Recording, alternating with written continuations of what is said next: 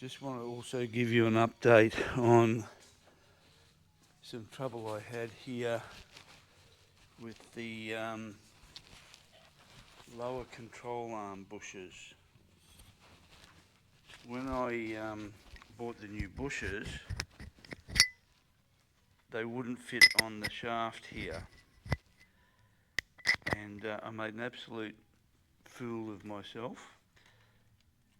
I emailed Minisport in Adelaide, who I bought the bushes off, and said, look, they don't fit.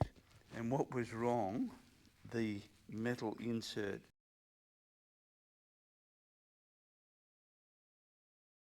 in the old bushes was stuck on the shaft, so the rubber had come off, left the metal on there, and I was trying to get the new bush over top of the metal.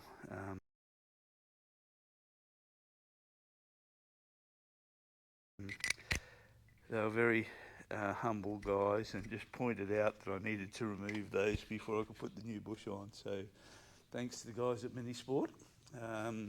Appreciate your help.